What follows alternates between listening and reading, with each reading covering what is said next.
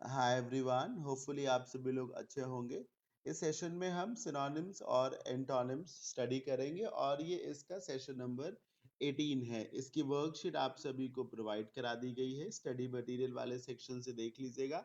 Answer की भी दे दी गई है। मैं फिर से आपको सलाह दूंगा कि आप किसी भी सेशन को बिना वर्कशीट सॉल्व किए बिल्कुल भी ना देखें, तब आपको ज्यादा बेनिफिट नहीं होगा। पहले खुद से ट्राई करें और उसके बाद फिर वीडियो डिस्कशन को देखें। सामने स्क्रीन पे आपको पहला वर्ड दिख रहा है, सेलिएंट। सेलिएंट एक एडजेक्टिव है। क्या है सर? एक एडजेक्टिव है। एक सेकेंड। ओहो, हाँ पहुंच गया। सेलिएंट जी, देखिए सेलिएंट एक एडजेक्टिव है और ये प्रॉपर्टीज के लिए यूज किया जाता है। जो आप में योग्यता है, जो क्वालिटीज हो, उनके लिए यूज किया जाता है। ठीक, जो विशेष लक्षण है जो आपको अलग बनाते हैं, जिनको आप डिस्टिंक्ट बोल सकते हैं, स्पेशल बोल सकते हैं, यूनिक बोल सकते हैं, है ना? जो स्पेशल प्रॉपर्टीज हैं, जो जो खास लक्षण है, जो प्रमुख लक्षण है, प्रमुख जो गुण है, उन्हें सेलिएंट प्रॉपर्टी, सेलिएंट क्वालिटीज कहा जाता है। ऑप्शन देखिए, स्पेशल, साइलेंट, वियरीसम और सेटिस्फैक्टरी। आंसर तो आप सबको मालूम है, स्पेशल होगा। साइलेंट तो एक अलग वर्ड होगा। वियरी का मतलब होता थका हुआ। वियरीसम मतलब वो चीजें या वो काम जो आपको थका दे, जो टायरिंग नेचर का हो, जिसको आप टायरिंग नेचर का कह सकते हैं। जो एग्जॉस्टिंग नेचर का हो, वियर जो टेडियस हो। वियरीसम, TEDIOUS। एक सेकेंड रुकिए।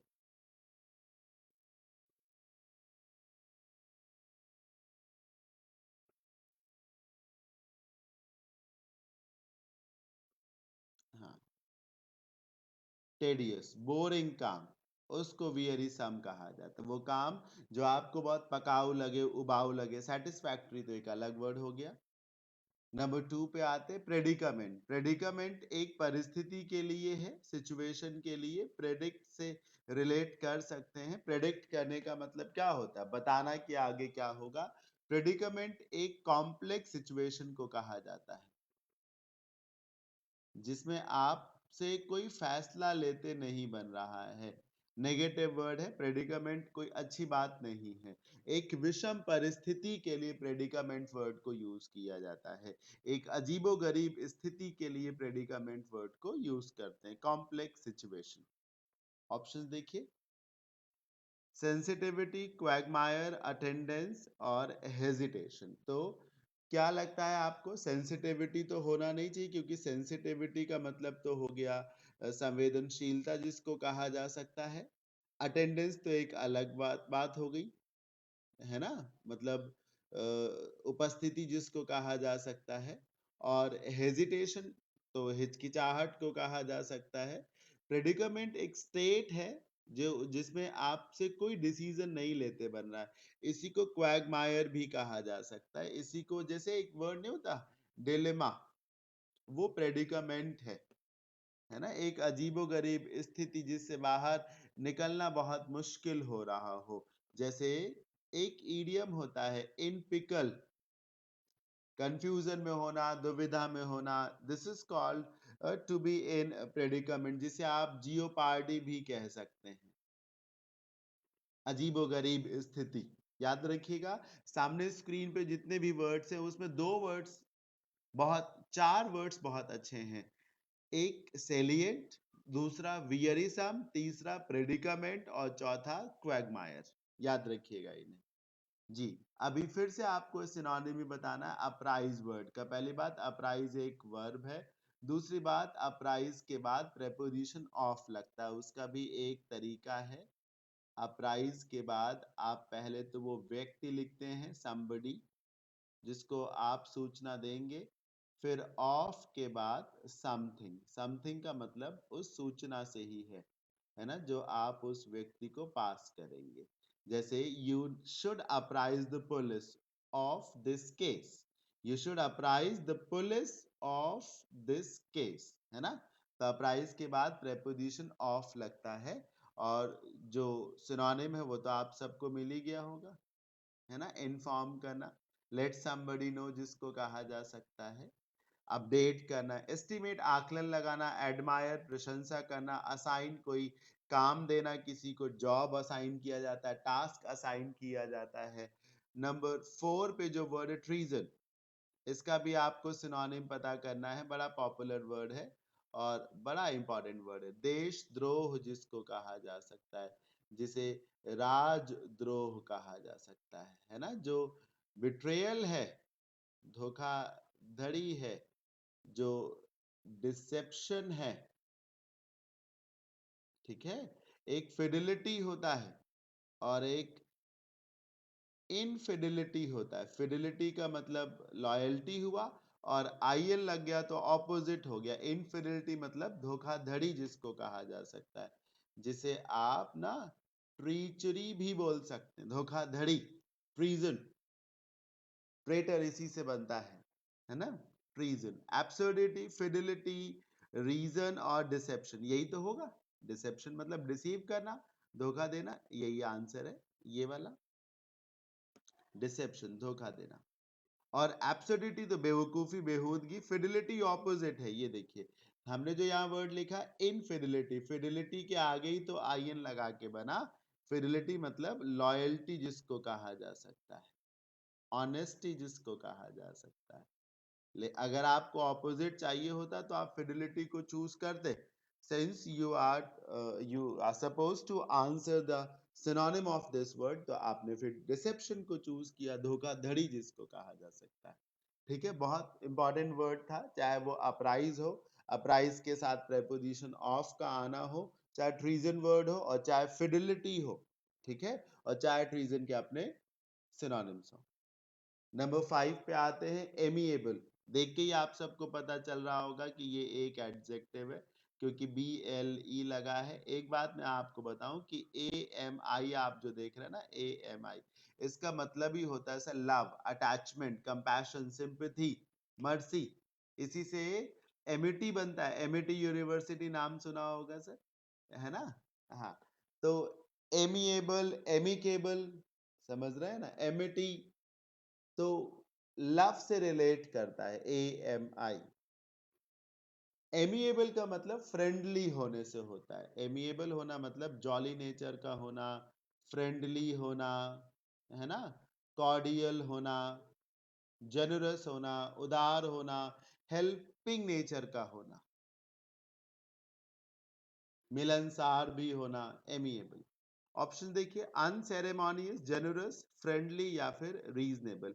अब फ्रेंडली तो होगा नहीं, सॉरी माफ करिए, सिनोनिम ही पता करना है तो फ्रेंडली ही होगा। मुझे लगा शायद एंटोनिम पता करना, फ्रेंडली हो जाएगा। रीजनेबल तो व्यवहारिक जिसको कहा जा सकता है। रीजनेबल का मतलब जो चीजें अफोर्ड की जा सकती हो उनके लिए आप रीजनेबल का इस्तेमाल कर सकते हैं। और जेनरस उदार को कहा जाता है, जो लीनियंट है थोड़ा सा, जो कंजूस नहीं है, उदार है, जो हेल्पफुल नेचर का है, उसको जेनरस कहा जाता है। अनसेरेमोनियस बेइज्जती से रिलेट करता है। कैसे? सेरेमनी आप जानते हैं, सेरेमनी कोई उत्साह, उल्लास, जश्न को कहा जाता है। अब अगर अनसेरेमोनियस तरीके से किसी काम को किया गया हो, तो बेइज्जती की गई हो, हर्ष उल्लास ना मनाया गया हो, एक तरीके से शोक मनाया गया हो, दुख मनाया गया हो, इंसल्ट की गई हो। जैसे कहा जाए कि किसी नेता को पार्टी से निकाल दिया जाए बेइज्जती करके, तो अनसेरेमोनियस तरीके से उसको पार्टी से एक्सपेल कर दिया गया। Unceremonious expulsion of a political leader, या unceremonious suspension of a civil servant और पुलिस ऑफिसर। बेइज्जती जहां कहीं ना कहीं हो, है ना, जो एक तरीके से आपको डेरोगेटरी टाइप का लगे, डिफेमेटरी टाइप का लगे, बेइज्जती जैसा लगे। नंबर 6, यहाँ एंटोनिम पता करना, वो भी हम्बल का। हम्बल तो एक इजी वर्ड है। हम्बल होने का मतलब है शांत स्वभाव का होना, बहुत ही सॉफ्ट स्पोकन होना। हम्बल होने का क्या मतलब होता है ना, सॉफ्ट स्पोकन होना। अगर हम्बल है तो बहुत अच्छे तरीके से ढंग से पेश आएंगे, मॉडेस्ट होंगे। ऑप्शन देखिए, हेफ्टी, पावरफुल, हॉटी और टार्डी। टार्डी का मतलब तो स्लो से होता है, रफ्तार से, रफ्तार से रिलेशन है। इसे आप स्लगिश भी बोल सकते हैं, क्रॉलिंग भी बोल सकते हैं, कि चीजें रेंग रेंग कर चल रही हो। अब आप समझिए, अगर रेंग रेंग के चलेंगी तो क्या बहुत तेज रफ्तार होगी। टार्डी, स्पीड से कोई केस की सुनवाई चल रही हो, 10 साल हो गया और फैसला ना आ रहा, तो टार्डी स्पीड से कोई केस चल रहा है। स्लो, स्लगिश, क्रीपिंग, है ना, क्रॉलिंग जिसको कहा जा सकता है। पावरफुल, मजबूत। हेफ्टी का मतलब होता है बल्कि। शरीर जब किसी का बहुत ज्यादा भारी हो तो उसे हेफ्टी बोला जाता है। ठीक, ये सही ऑपोजिट है, क्योंकि हम्बल का मतलब होता है बहुत ही सॉफ्ट स्पोकन, और हॉटी का मतलब होता है स्नॉबिश टाइप का, बहुत अकड़ू जिसको कहा जा सकता है, एरोगेंट जिसको कहा जा सकता है, प्राइडफुल जिसको बोल सकते हैं, जो अपने आप को तुर्रम खां समझता हो। हम्बल होंगे तो बहुत ढंग से, बहुत तमीज से पेश आएंगे, और हॉटी होंगे तो बहुत बहुत अड़ियल होंगे, जिद्दी होंगे। आपका कोई अच्छा तरीका नहीं होगा सामने वाले व्यक्ति से बात करने का, हॉटी होने का ये मतलब है।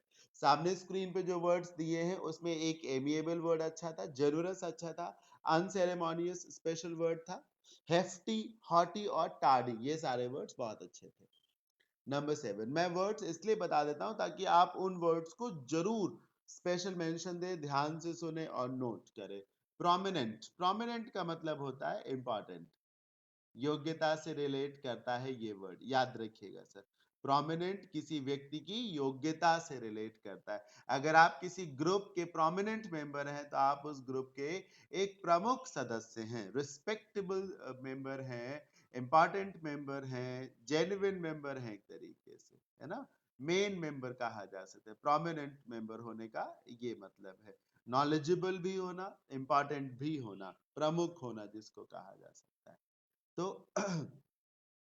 ऑपोजिट चाहिए आपको, unknown, celebrated. Sir celebrated synonym होगा, सेलिब्रेटेड पर्सन वो होता है जिसको सब जानते हो, सेलिब्रेट करना, है ना, सेलिब्रेटेड पर्सनालिटी। जैसे M S Dhoni is a celebrated player, हमेशा उनकी रिस्पेक्ट है, हर कोई उनको वैल्यू देता है।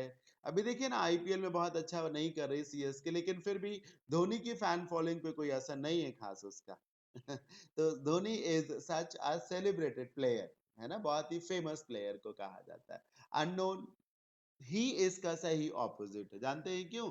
क्योंकि प्रोमिनेंट मतलब जिसे सब जानते हो, जो इंपॉर्टेंट हो, तो अननोन हो जाएगा। रिनाउंड भी सिनोनिम है, ये भी सिनोनिम है, ये भी सिनोनिम है। इनेप्ट का मतलब होता है अयोग्य।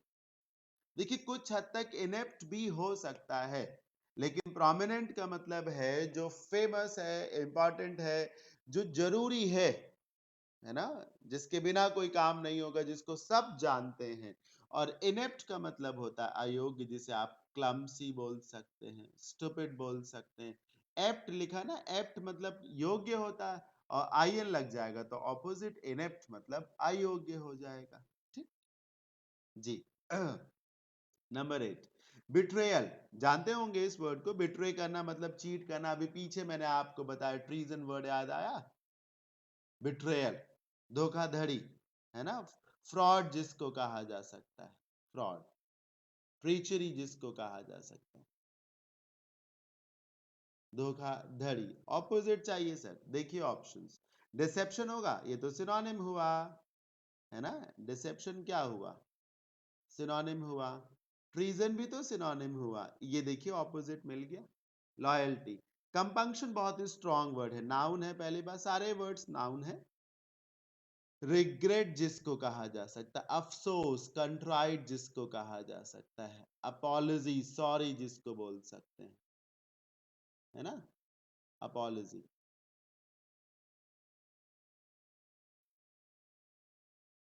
है ना, अफसोस, रिग्रेट, पछतावा जिसको कहा जा सकता है। तो सामने स्क्रीन पे जो वर्ड्स लिखे हैं उनमें प्रोमिनेंट, सेलिब्रेटेड, रिनाउंड, इनेप्ट, ये सारे वर्ड्स इंपॉर्टेंट है।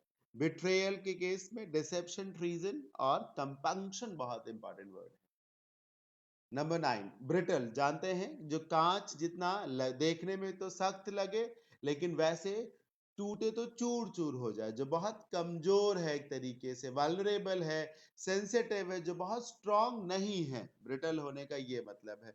जो अनसेफ भी हो सकता है ना, जो ब्रिटल है वो अनसेफ है, सेंसिटिव है, प्रोन है, वल्नरेबल है, वल्नरेबल। ऑपोजिट चाहिए, स्टाउट हो जाएगा, क्योंकि ब्रिटल का मतलब है जो कमजोर है, और स्टाउट का मतलब है जो माचो है, जो स्ट्रांग है ना, जो मस्कुलर है एक तरीके से, उसको कहा जा सकता है। अभी अभी मैंने एक वर्ड हेफ्टी पढ़ाया ना, वो भी चाहे इसमें रख सकते हैं। जो हेल्दी है, जिसे आप विगरस बोल सकते हैं, स्टाउट। शरीर से बहुत मजबूत व्यक्ति को स्टाउट कहा जाता है। सर्जिकल तो अलग हो गया। फ्रेजाइल, फ्रेजाइल भी तो सिनोनिम हुआ ब्रिटल का। और नप्शल रिलेटेड टू मैरिज, शादी से रिलेट करेगा, शादी से रिलेट करेगा ये word। चल आगे बढ़ते हैं। नंबर 10, लास्ट वर्ड है कैलस। कैलस एक एडजेक्टिव है, ओ यू एस लगा हुआ है। कैलस मतलब जो बहुत ही हार्श है, जो बहुत रूड है ना, जो बहुत ही ब्रूटल है एक तरीके से, बहुत निर्दयी है, जिसे आप मर्सीलेस बोल सकते हैं। इसे याद करने का तो एक बड़ा ही सरल तरीका, जूलियस सीजर नाम का एक प्ले आपने पढ़ा होगा। जूलियस सीजर में एक कैरेक्टर होता है कैलस, एक ब्रूटस होता है, एक कैलस होता है। कैलस बहुत ही कनिंग नेचर का होता है, बहुत दुष्ट होता है, बहुत ही खराब होता है। तो कैलस मतलब दुष्ट, खराब, कनिंग नेचर का। Phlegmatic, insensitive, indifferent and sympathetic. Answer तो आपको मिल गया, ऑपोजिट। निर्दयी का ऑपोजिट क्या होगा? सिंपैथेटिक ना, जो दयावान है, जो मर्सीफुल है ना।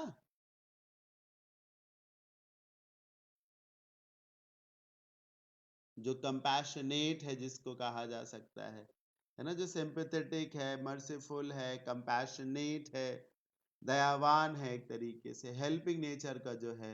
इनडिफरेंट मतलब होता है उदासीन। पहली बात, इनडिफरेंट के साथ प्रेपोजिशन टू लगाया जाता है। उदासीन जिसको आप कह सकते हैं, इम्पैसिव बोल सकते हैं, हाँ, आपैथेटिक बोल सकते हैं। ये जो आप फ्लेगमेटिक वर्ड देख रहे हैं, ये इंडिफरेंट का सिनोनिम हो सकता है। स्टोइक, फ्लेगमेटिक होने का मतलब ये होता है बहुत सुस्त होना, है ना। रफ्तार नाम की कोई चीज ही ना, बहुत धीरे धीरे किसी काम को करना, बहुत सुस्त होना। तो एक तरीके से फर्क ना पड़े, जो बहुत इग्नोरेंट है, जो बहुत ज्यादा लापरवाह है, उसको फ्लेगमेटिक कहा जाता है।